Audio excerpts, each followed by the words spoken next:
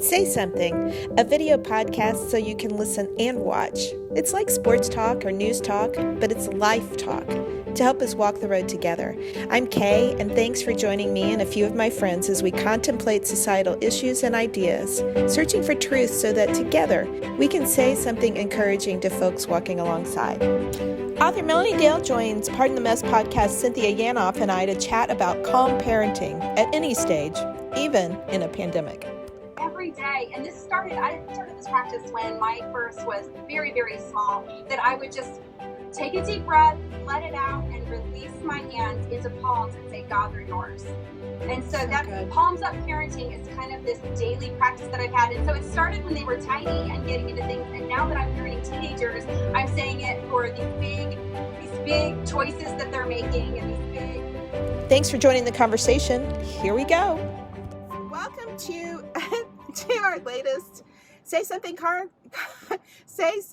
carpool chat, and we're doing really well here with this lovely book that is holding up our friend Melanie Dale. Melanie Dale is an author, speaker, podcaster, and mother of 3 children from 3 different continents. She and her husband live in the Atlanta area. They have successfully kept their kids alive for a combined total of 227,760 hours, give or take. Melanie has appeared on numerous radio shows and podcasts and has been featured in articles in Real Simple, The Bump, Working Mother, the Atlanta Journal-Constitution, and the LA Times. Find Melanie at melaniedale.com or at Melanie R. Dale on Instagram. And we're so excited that she is here for so many reasons. And so someone talked you into doing a parenting book, which I actually think is really fun because she has such a fresh approach to life. So her new book is called Calm the Heck Down. And what's the subtitle? How to let go and lighten up about parenting. Oh. Yes, that's so good. I know. I'm already sold. Yeah. She's sold and feeling better. Lighten up. Okay, so something had to compel you to do it, and so tell us what it was. Yeah, this is my 4th book, and I've always written kind of parenting adjacent. You know, I've read about our lives, I've read about my kids. All of my books deal with parenting, but something about actually writing a parenting book in which there could be like literal advice from me about how to parent was terrifying to me. But a few years ago, I was talking to my agent. She's like, hey, I've been thinking about how you don't want to write a parenting book and what you could do. And I was like, okay, great. And I thought she was going to have this great idea of the next book that I could write. She said, what if you did it anyway? Oh, my gosh. Okay. But what happened was I started thinking about it, and I was at my kids' tumbling class, you know, the little airless room they stick the parents in. So true. Before coronavirus, when we could be in a room together, and so we were sitting in this room, and all the kids are tumbling, and I just pulled out the note section of my phone and started, just with my thumbs, typing, like, what if I were to write a parenting book, what would I even write about? What would that look like?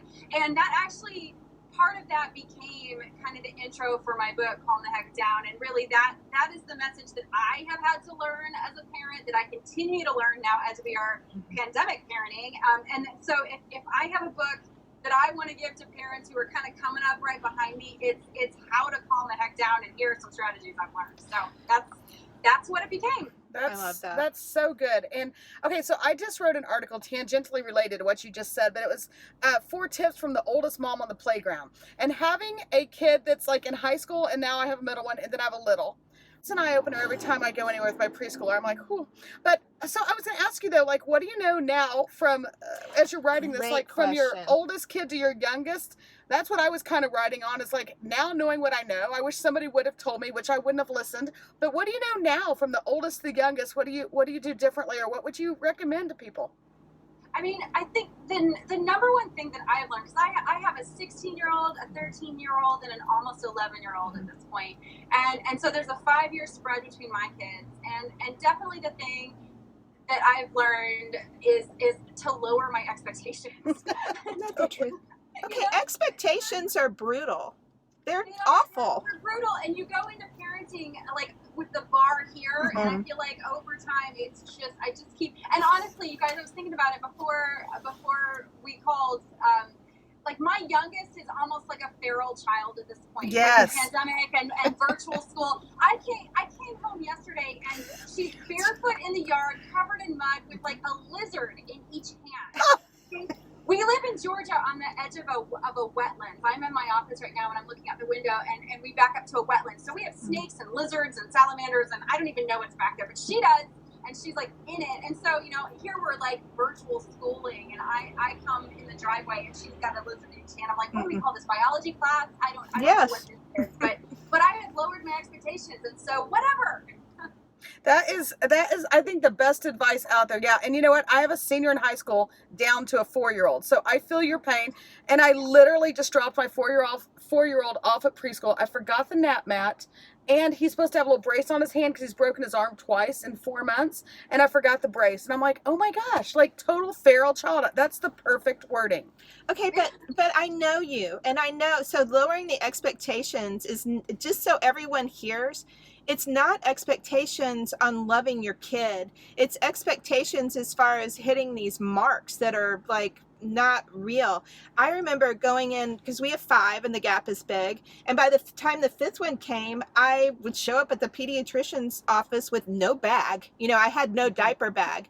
And I bought the premium Pampers size 6 when he was like 4 months old so that I could put one diaper on him and it would last the whole day. Oh my gosh. But it worked, it wasn't a big deal. And that's what Melanie's talking about, is like letting go of these expectations that you're only a good mom or you look like a good mom if. And so please keep going on that, because that's one thing I love about you the most, is you just call it like it is and bring a breath of fresh air into the situation.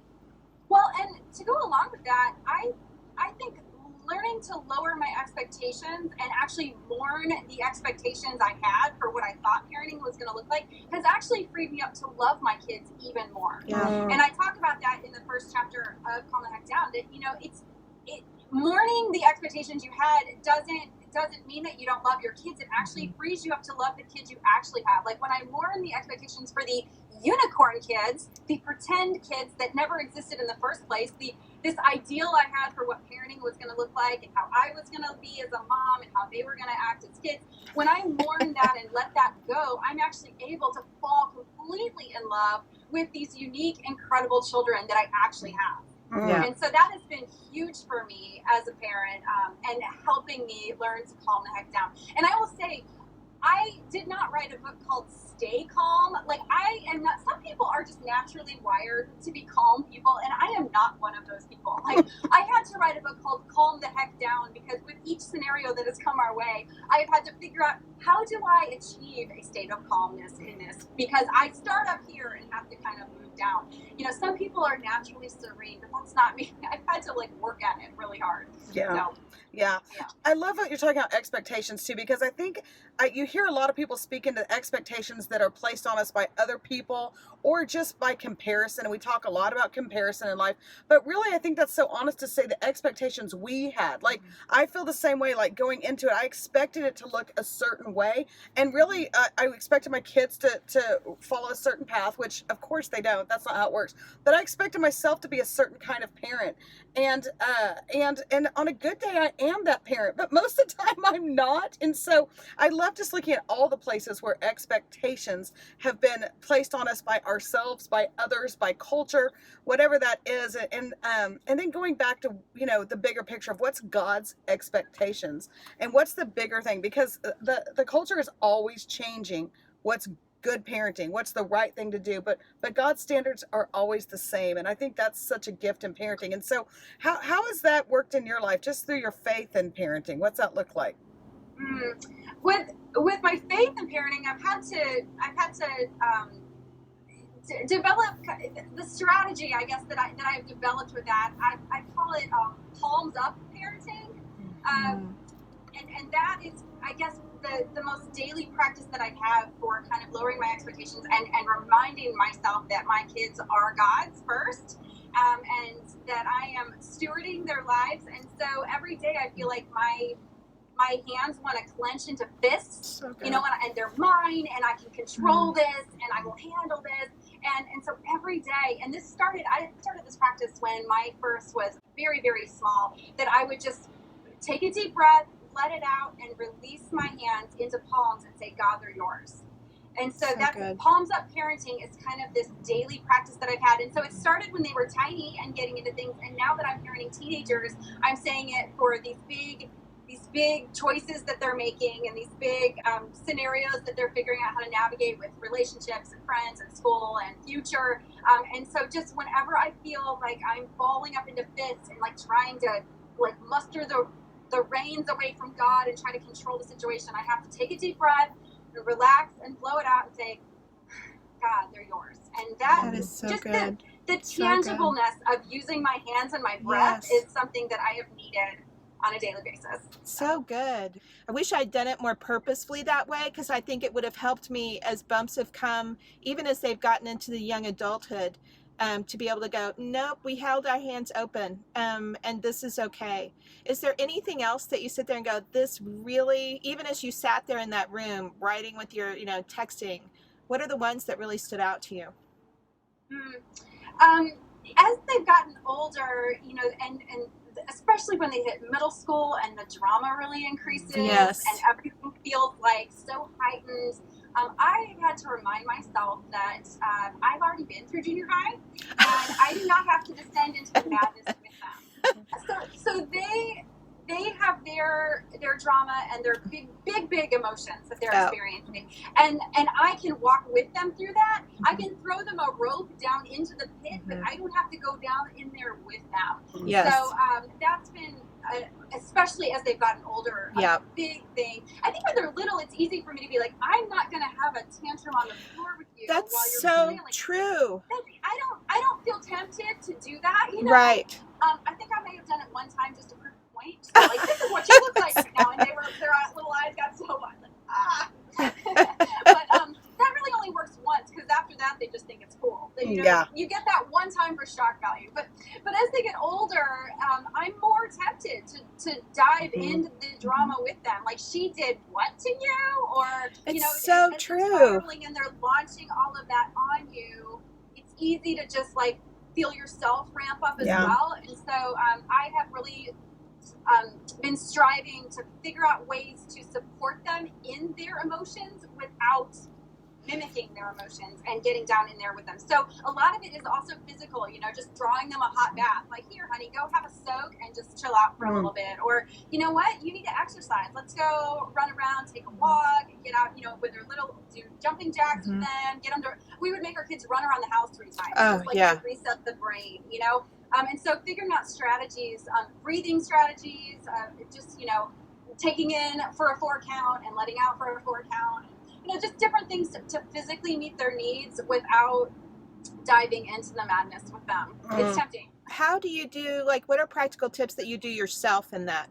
Because I think it's hard. I mean, just because you feel it. It's a physical feeling when you start to do it. Yeah, it's okay to put yourself in timeout.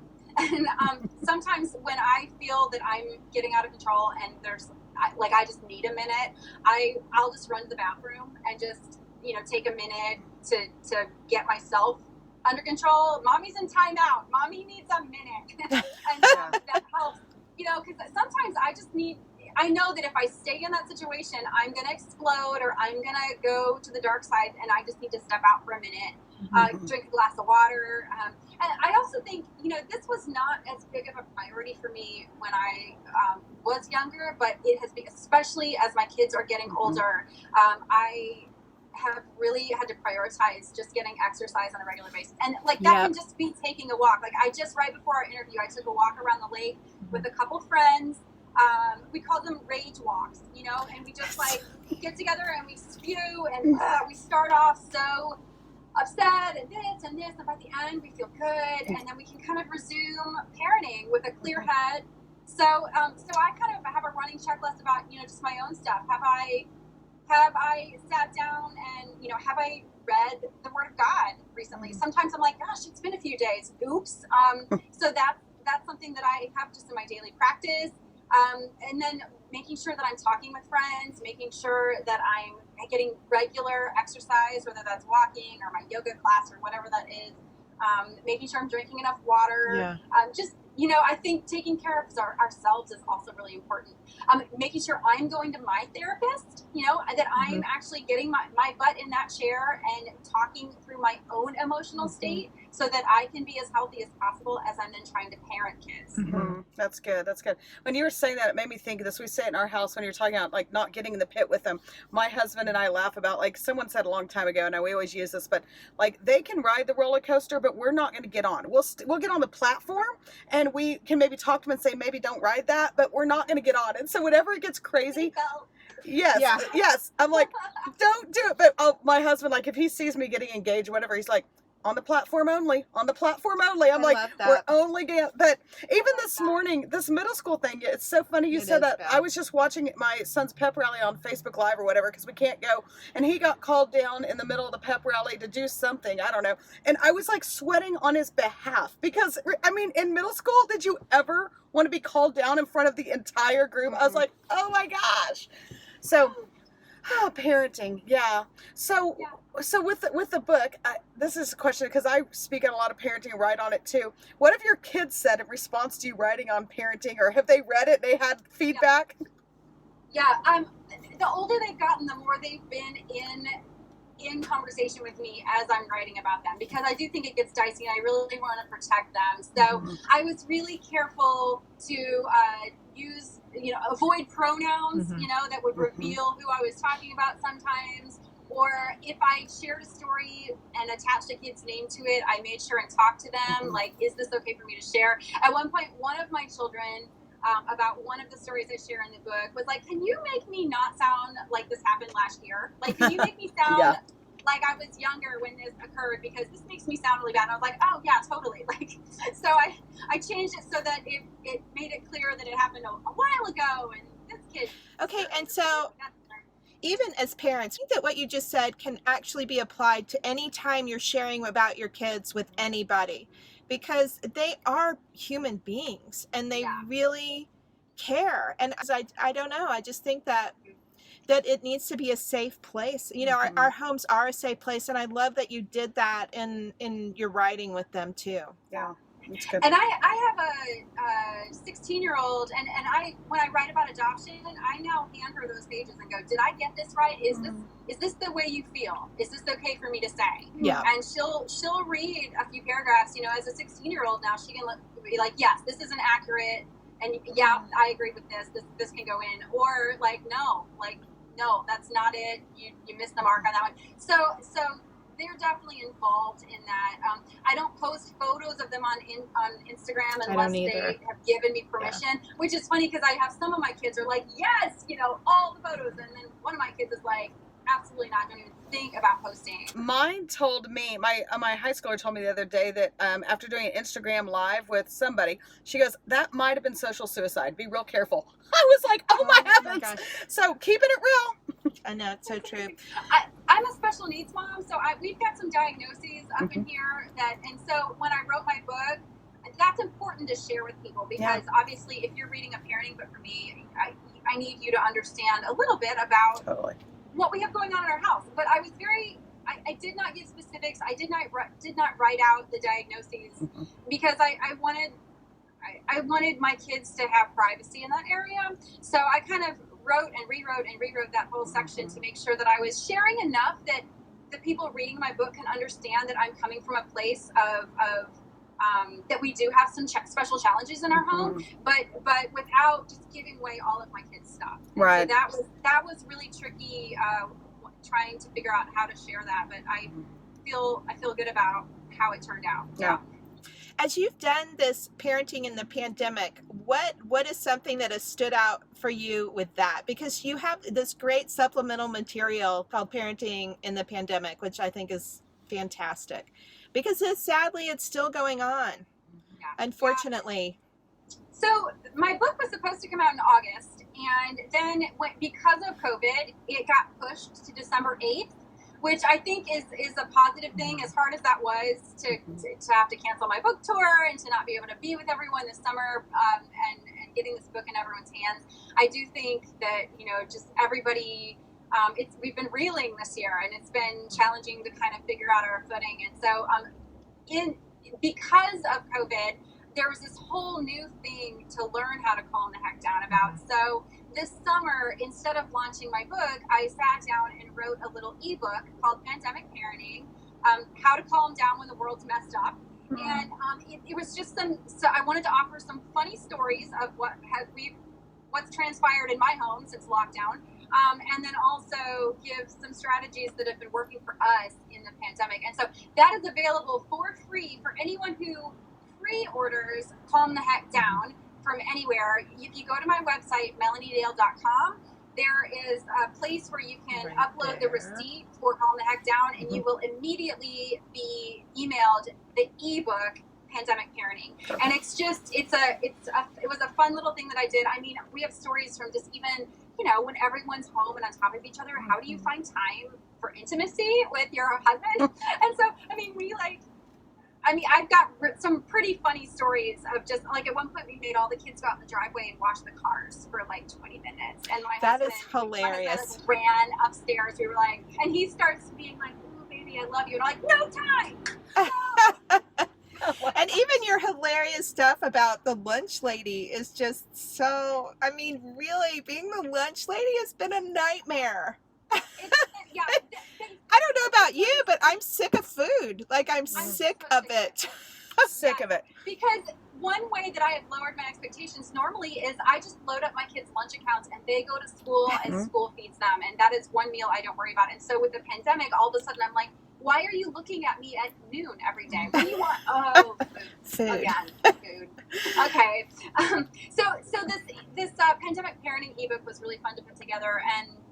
And one thing I'll share with you that's in it that I've been doing during the pandemic that has been so helpful for me is I have an acronym called GRACE. I was just about to ask you about this because I love, love, love it. It's so good. Okay. Well, it has been keeping me a little bit sane. Yeah. And I really do it every day. And I post my GRACE acronym in my Insta stories almost every night. And it's just a way to check in and make sure we're still doing okay. So GRACE stands for gratitude. So I'm going to say, what am I grateful for that day? And when we have family dinner, I'm making my kids go around and say what they're grateful for as well. So gratitude. The second one is read. I'm trying to still read. I'm reading fiction. I'm reading, whatever I can get my hands on. Just anything besides more articles about coronavirus or the election. Like just the news cycle. I'm up all night every night reading about like what are the numbers in my county and how many people have died. And so to kind of get myself off that crazy train, I'm like trying to go, nope, I'm going to read a book. So what book am I reading? So gratitude, read, adapt. And that, obviously this is a time and we keep hearing words like new normal and pivot and so like how are we adapting to what's happening now? And so whether that's our virtual school stuff or mask wearing, or sometimes honestly it's how I failed to adapt, but just like I'm paying attention to how am I adapting every day, what do I need to do to get better to adapt. And also one thing I talk about in the pandemic parenting ebook is the idea of embracing second best options, because a lot of times right now we're living in a time of second best. It's not our first choice. So how do we embrace whatever the second best option is that we have to work with? So adapt is the third one. And then the C stands for create. So I believe that we are all in some way creative and we are made in the image of our creator. And so whether that is you're trying out a new recipe or you're baking a pan of brownies, or for me, a big one is writing. And so am I sitting down and am I writing and getting my word count every day? Whether I feel like it or not, am I creating? I want to be stringing words together. This wall behind me during the shelter in place time in April, I was like ripping apart pages of Dracula and like wallpapering my wall with that. I couldn't write. I was so distracted. I was like, I'm going to wallpaper a wall. And that was my mission for that week. That's awesome. Yeah. And then the E stands for engage. So we have got to figure out how to engage with one another. And so whether that is a Zoom call with people or you're like sitting 6 feet apart with your neighbors outside. We have a thing I call Church of the Fire Pit, where every Saturday night through this whole coronavirus time, we've gotten together with a few neighbors and sat around their fire pit 6 feet apart, and we just hang out for a couple hours, and it's like our reward at the end of a long week that we get to have that time. And then engage also includes like serving. How are we serving our community right now? So me and the kids masked up and we went and served at our local donation center for foster kids and sorted clothes in our masks for a couple of hours the other day. You can get together toiletries for people who need it. You can go see if there's a senior citizen who can't get out of their home right now, who needs something you could drop off or deliver things. So how are we engaging our communities as well as how are we engaging with one another? So GRACE, and that is the acronym that I'm using literally every day, and that has been really helpful. It's just so encouraging too, because like that came out of COVID. That right there, we can celebrate that. That would not have come out of COVID. I just look at these places in all of our lives, parenting and otherwise, even in my kids, where we can look at it and say, okay, this has been really hard, but look at God's goodness to feed us these new things that we wouldn't have seen but for COVID. And so I think that's been a sweet little gift. And obviously for y'all, what would you tell yourself now, a year ago now, about if you knew you were going into COVID? What could you tell yourself having experienced it, if that makes sense? That is such a good question. The first thing that pops in my mind is like, hug everyone. Yeah. Hug people. Like, in fact, maybe It's so funny. in the face. I don't know. Like, just like get in there. And Yes. I miss that so much. Just I'm a touchy person. I'm very cuddly with my friends, and I really miss human contact. I do too. Yeah. It's like I have too much contact with my kids and not enough with everyone else. Yes. It's so true. I want to be able to tell myself this too shall pass, but we haven't quite gotten there yet. So The thing about this too shall pass, I think it makes you not live the day that you have. I think it's so important to not be going, oh, when this is over, this is over. And I love that you've been meeting it right where it is, Melanie. And you're such an encouragement, and it's just really been fun. And I love your GRACE thing. And I hope people will go and we'll put, like right here, you can see Melanie's website, Melanie's Instagram. It's really worth following because it's just fun. And what would be, just as we leave today, do you have like kind of your takeaway that you go, this is really my favorite thing from Calm the Heck Down, and share on the other side of even writing it, going, this is why I wanted to, this is why this was put on my plate? Yeah.